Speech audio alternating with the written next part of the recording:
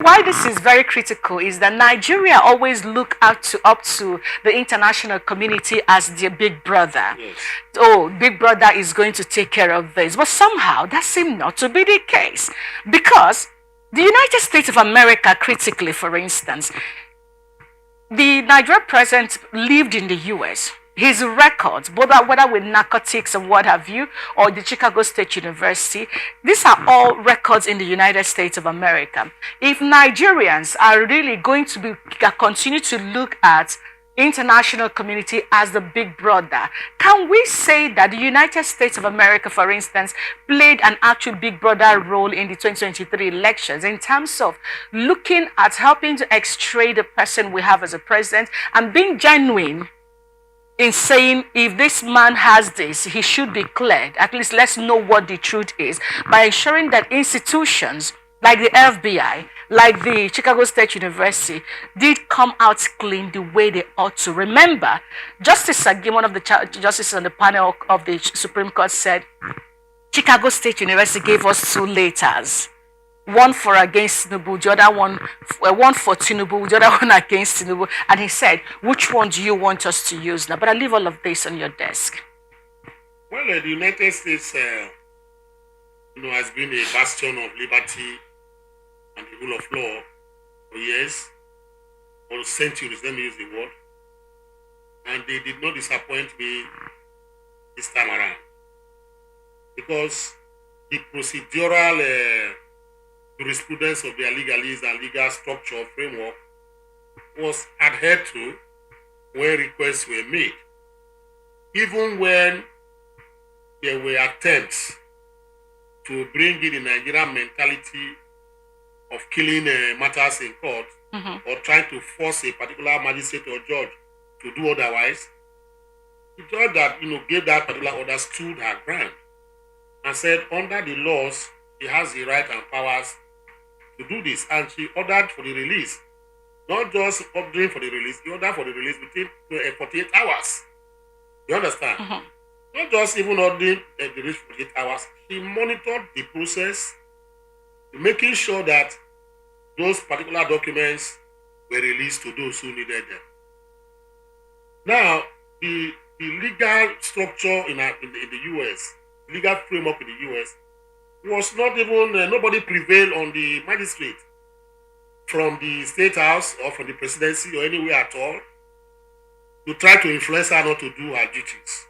So in that wise, I celebrate them. I still celebrate American country as the bastion of liberty and rule of law, holistically and completely.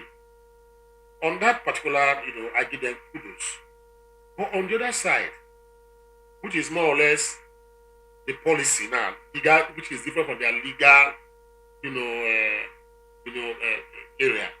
This is the policy of America, and like any other foreign country, they have this policy of self first before others. And for them, they believe that if you think of America first before others, it's no selfishness. As the case may be, self first is no selfishness to them. And in international arena policy of America is that, we don't have permanent enemies, but permanent interests. So we can be enemies today, we become friends tomorrow, but our interest to expand and, take democracy around the world, from the Atlantic to the Pacific, to the Arctic, the Black Sea, even down to River Niger, is our own, want. That democracy should be the only form of government all over the world. That's why America is trying to espouse and expand, as the case may be. So, in that ground, that is where they become very vicious. That is where they become, very, very active, and at the same time, they don't, brook corners or maybe, bat an eyelid when it comes to issue of, the policy of self-interest and protection of America. All right, let's bring this down to how much that their actions or inactions influenced the outcome of the 2023 presidential elections. Aside of the Chicago State University requests, there is the FBI file. these are not domiciled within the Nigerian domain, because this man lived as a citizen or as an American at some point in the United States. Now, these requests were made before the elections. It didn't come true. They started fighting for it. Individuals were making all of these efforts. And then after the elections and up till now, the FBI file that they've promised to release in October, they are still with it. So we are struggling as a country. Was our president involved in narcotics really, or was he not? We don't know that.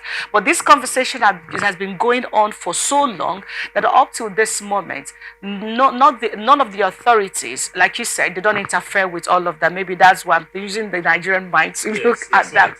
So if we look at all of these side by side and ask, would the release of the FBI files, as has been expected, and maybe I don't know if Nigerians are still expecting that, would it have had a better influence on the outcome of the Supreme Court judge or the 2022 presidential elections if that was put out there as at the time when this request went on than what we had, the outcome we have right now?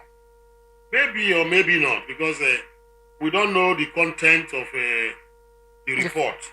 At least we know the content of the CSU, whatever, or the FBI content. We don't know.